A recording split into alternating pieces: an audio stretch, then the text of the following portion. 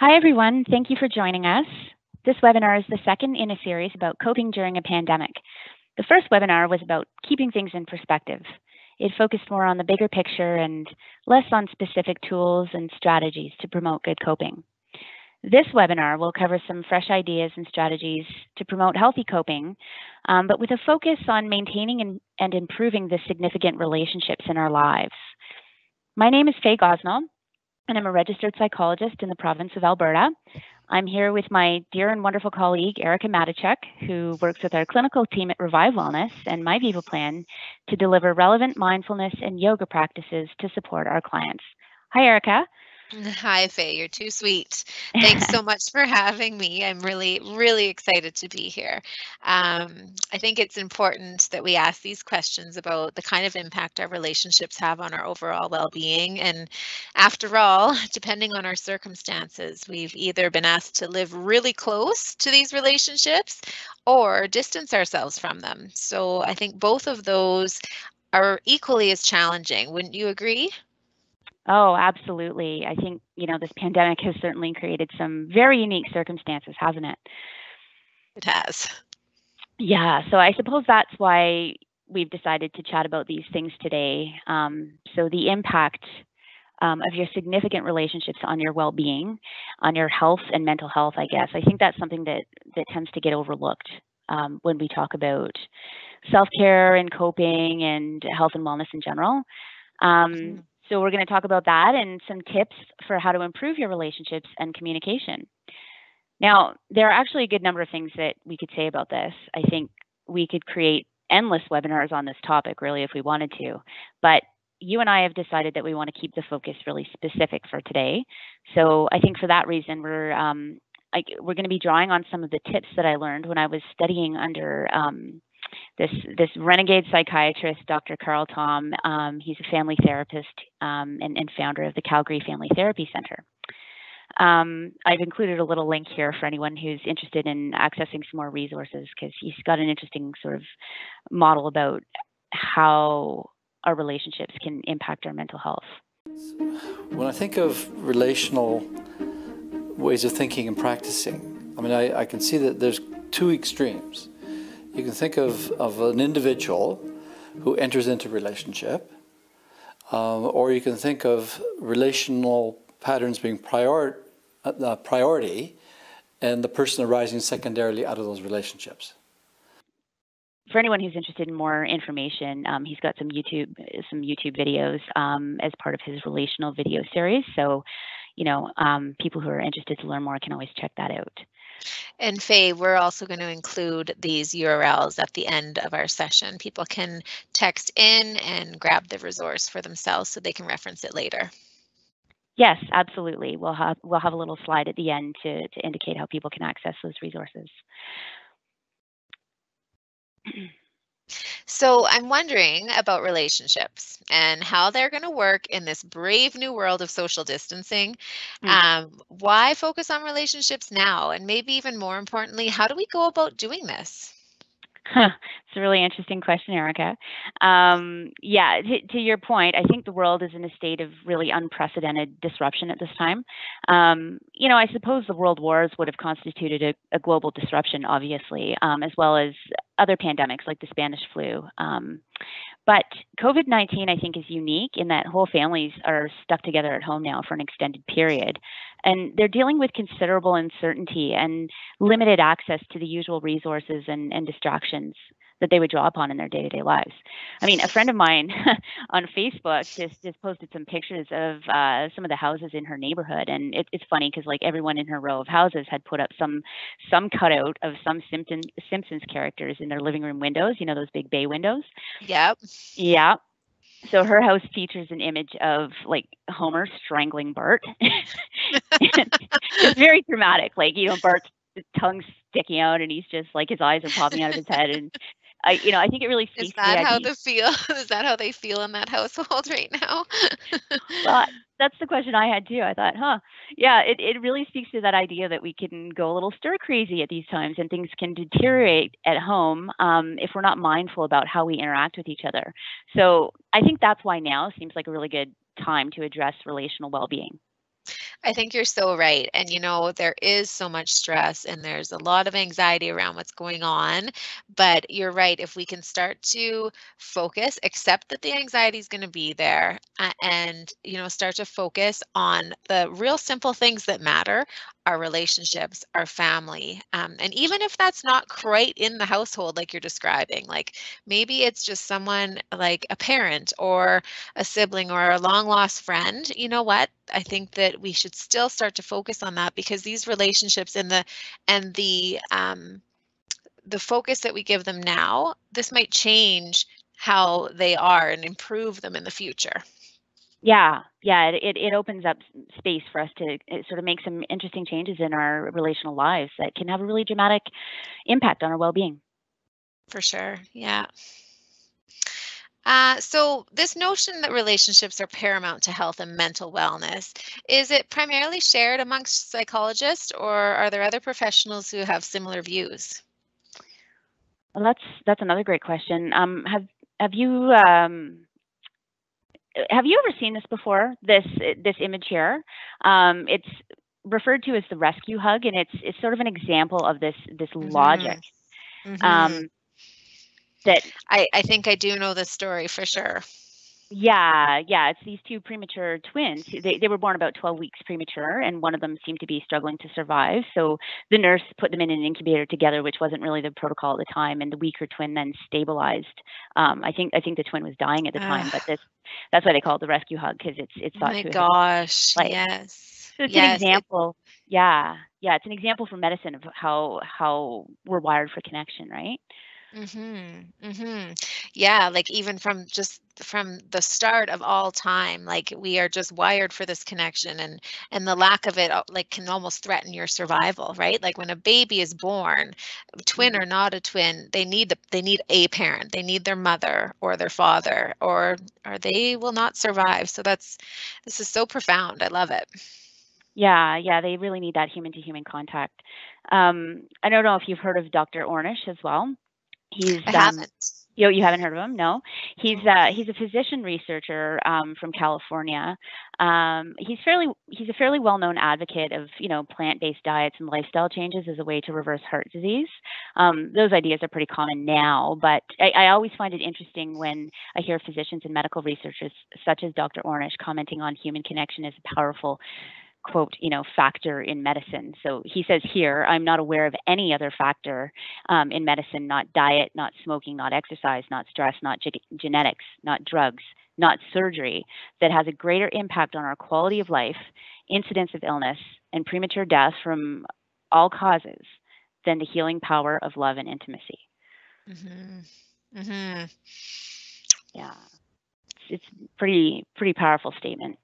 So yeah, the impact of our relationships on our well-being is known to diverse health professionals, right?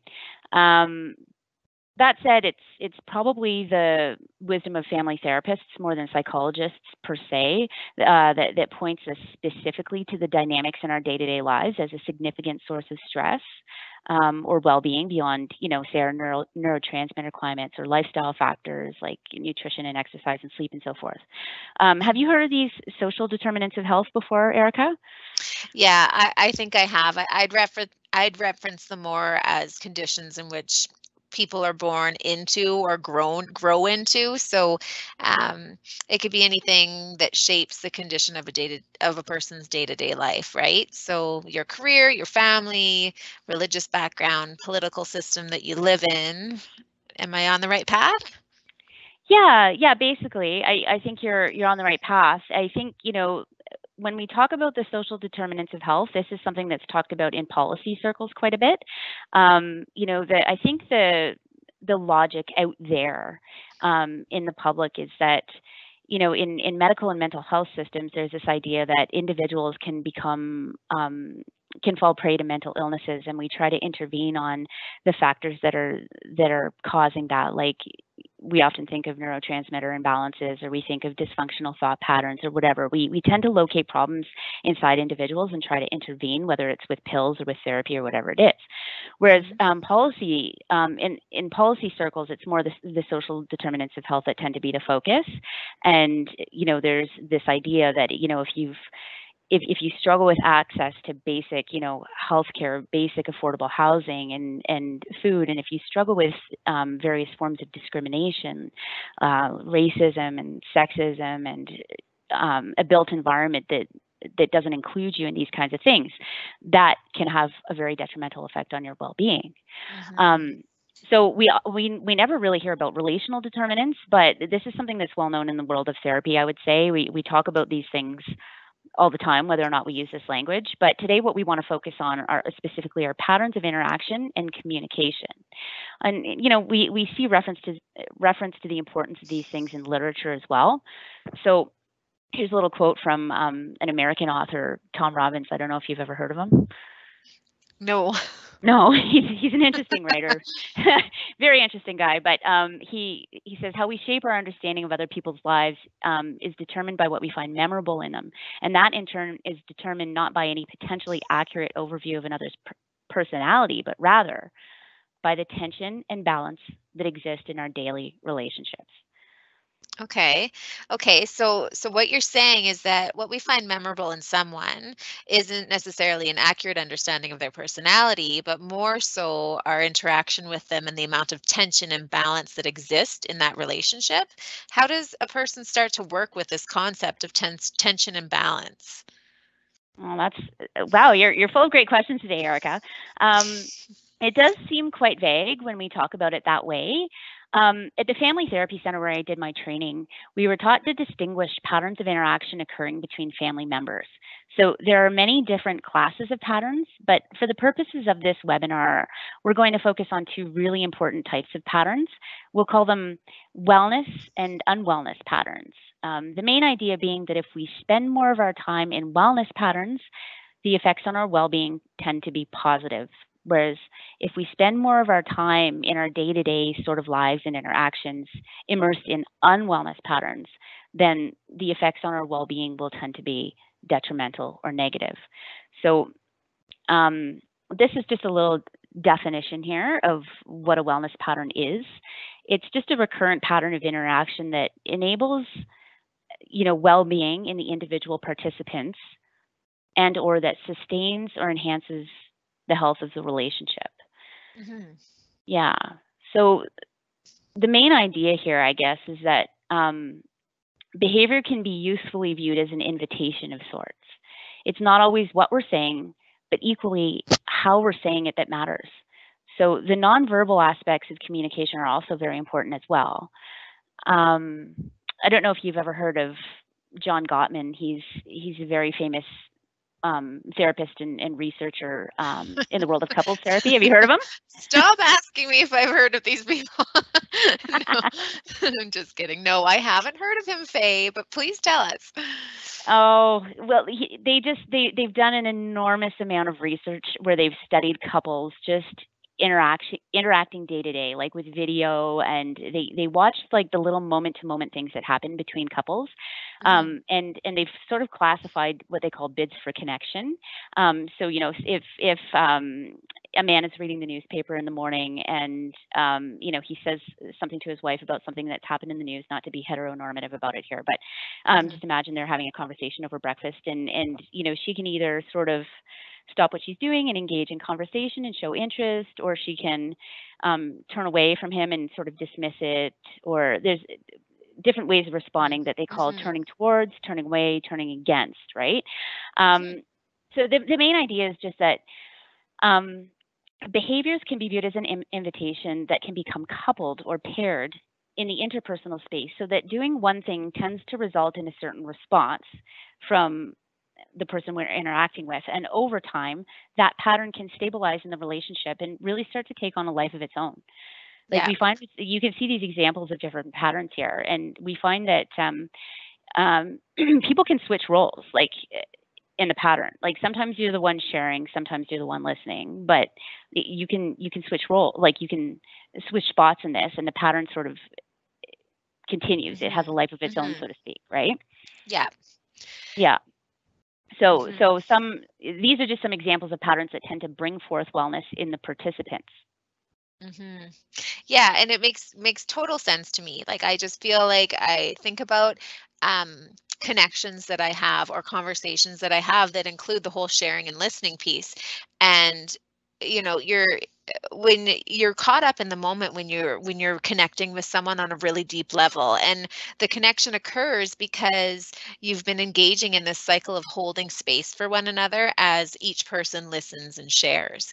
But on the opposite end of this, when you were giving us that example about the husband reading his newspaper, I just thought to myself, my spouse, he runs this car business, and he's always talking about cars and makes and models and prices, and he will look at me and he will be so excited about something, and my listening like it kind of reminded me of that. I'm like, oh, that's great, but I really don't care that much. So I think I should maybe be a little more engaged there, because it's something that excites him, right? Well, it's just the idea. I think it's just the idea that there are different ways of listening, and maybe it varies by topic, Erica. Maybe there are Yeah. times you're really, really attentive and a really good listener when your husband's sharing, right? Yeah, you're right. I think you're right. But yeah, some of these patterns here can take on a more or it can become very stable in a relationship, and others are more transient, like apologizing and forgiving. I'm not sure you'd want that one to be overly stable in a relationship, because hopefully people aren't having to apologize all the time, right? Daily, right? Yeah. And sometimes when people apologize, especially when there's like a long-standing sort of history of criticism and attacking and that kind of thing, all of a sudden somebody becomes more self-aware. Say they've gone to therapy or they've decided to make some changes. When we apologize to somebody, it can actually sound like sarcasm, under some circumstances. So some of these patterns are just really variable in their nature, and but yeah, we're just trying to, I think, orient people to the idea that they can look for these things and name them. Yeah, I find it really interesting because when you're in the moment, you don't actually recognize these patterns at all. So being able to put an image to this, it takes things out of it takes the concept out of context, and you actually start to recognize that, yeah, these patterns do occur because you're not emotionally charged in the moment, either, deeply connecting with someone or arguing with someone. Yeah, exactly. Yeah. So likewise, I mean, the same idea exists, that our communication patterns can also have tangible negative effects on our stress levels and mental health if we spend more of our time in these unwellness patterns. So those patterns are, sorry, I just got off the slide here. An unwellness pattern is a recurrent pattern of interaction that activates or increases negativity, pain, or suffering in individual participants, and or which results in deterioration of the quality of the relationship. Does that make sense? It does, yeah. Yeah. Okay. Now, that being said, I think a certain amount of unwellness, of these unwellness patterns, is totally normal. Like we all have these in our repertoire of interactions. All relationships that have been stable over time have like a fairly robust repertoire where there will be some wellness patterns and some unwellness patterns. But the idea is to spend more of your time in the wellness patterns, I guess. For sure. Yeah. Yeah, I find it really interesting to actually look at something here, like I said before, like putting a bit of a view or image around these patterns. It's just, they're real. They are there. And unless you're a trained psychologist or living mindfully in every moment of every day, it's not always easy to recognize them. So this is great. Yeah. I totally agree. So I guess to summarize the impact of our significant relationships on our well-being, members of families that spend more time in wellness patterns tend to show greater health, happiness, and positive adjustment, whereas members of families that spend more time in pathologizing patterns or unwellness patterns tend to show more symptoms of unwellness, which could include, I don't know, mental health diagnoses. For children and adolescents, it could include academic or behavioral problems. It could show up as marital distress, even high conflict divorce in some cases. So those are some of the effects of our relationships on our well-being. Yeah, so I kind of see where you're going with this, and maybe taking these unprecedented times that we're in as opportunities to really examine our relationships. We're no doubt in trying times here, but perhaps this crisis has also created an opportunity for us to take a moment to check in with ourselves, to recognize and identify our patterns of interactions with others. Where does a person start, Faye? Yeah, it well, I don't know. There's a lot going on, right? And I don't know if people really feel that they're in a space to focus on this right now. It depends on how overwhelmed people are feeling in their day-to-day lives. But if we interpret this pandemic as a bit of a pause button, as an opportunity to practice mindfulness or to reflect more on more deeply on the aspects of our day-to-day lives that we really like and those that we wish to change, it gives us an opportunity to live more intentionally. Yeah, I totally agree with that. And just even like being able to visualize what those patterns are gives you a good opportunity to, if you're mindful about it and you know about it, then you can maybe recognize it and implement some sort of, you know, coping or improvement skills. Just being able to recognize that you might be able to just make your relationships a little bit better. And I'm so on board with what you're saying. Like, our modern lifestyle has caused us to speed up so much that we've just lost track of the smaller things in life. So just from my background in yoga and meditation, the one thing that I always come back to is that the only thing that we know for sure is the moment that we're in. So nothing else is for sure in this life, because everything is always changing and we're not in control of it. So we really need to ground ourselves in the present moment now. And to your point, focus on the people and relationships that we love and cherish, along with the other things that give us meaning and purpose in this life. So, like, I know I'm going to savor these heart-to-heart conversations that I have with my mom right now, and other family members and friends. And I just think that this might lead to stronger connections going forward. Absolutely. So if you want to make changes in relationships, how do we go about doing this? Well, honestly, it could fill volumes. There's so many different things that we could try, but we wanted to keep this fairly simple and concise, right? So I think one of the things that people can do is to just spend a little time assessing the quality of your relationships. Now, maybe you want to focus on your current relationships, the people that you're interacting with all the time on a day-to-day basis, or maybe you want to go back in time and try doing something like making a list of the 5 most important people in your life, who they were for each year, starting, I don't know, maybe around grade 10. If you could, if you can even go back that far, right? Yeah, I don't know who our target audience is or what the what the age range will be, but like, go back to a point in your life and make a list of the people that you were interacting with day to day, and think about that. Like, who were these people? Are they still in your life today? How did they impact you? And who has come and who has gone?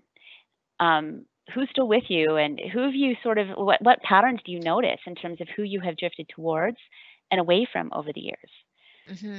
So you're trying to recognize like how to pick who you surround yourself with, and whether those choices were deliberate or whether it was convenient or intentional, right?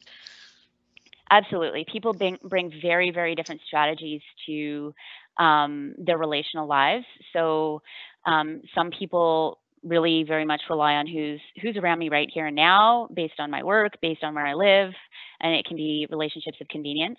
Other people are quite intentional. They might have a church community or something, and they gravitate towards really specific kinds of people. So, just giving some thought to how that unfolds in your life can be really useful. I think it's great because, we don't, like, I don't know if I've necessarily consciously thought of how people became part of my circle of friends, right? So I think it's really interesting to spend some time here, and this will be part of the resources that we have at the end of the presentation, won't it? Yeah, absolutely. We'll include these kinds of questions Mhm. and these tips in those resources. Yes. Great.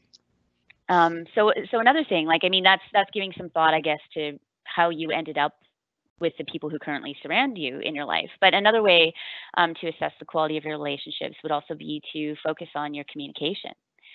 So now this gets back to those patterns that we were just speaking of, those wellness and unwellness patterns. Um, for this, you could try making a list of people who are currently in your life and currently impact your well-being um, here and now, for better for worse. You know, um, maybe you're dealing with an unruly teenager and that's stressful, or maybe you have an in-law.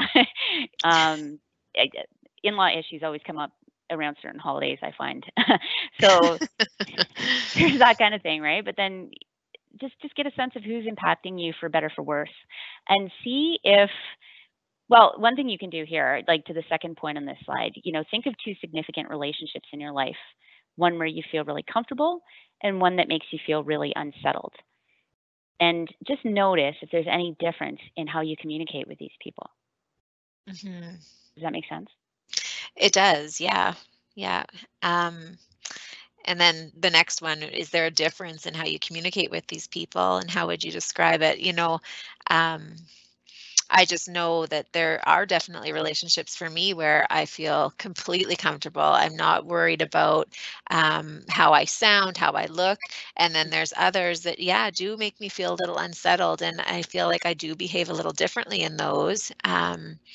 Maybe that's because I feel like I'm a little bit less in control with those ones, or I feel like I can't be myself. But yeah, I think spending time with this would actually be really um, helpful as well. Yeah, yeah.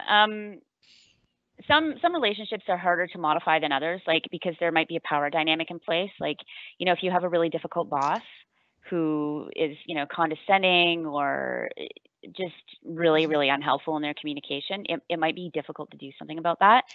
But you might have other relationships in your life where you've noticed some unwellness patterns playing out, and you Mhm. may find that you have more freedom to intervene, as it were. So, if you're able to name the unwellness patterns, and like I said, I suggest using ing words, like active ing verbs, because those ing words describe something that's happening here and now that's observable. Like if there was somebody watching you interact with this person, they would be able to see this Mhm. this thing unfolding. They would be able to see this person criticizing and this person defending.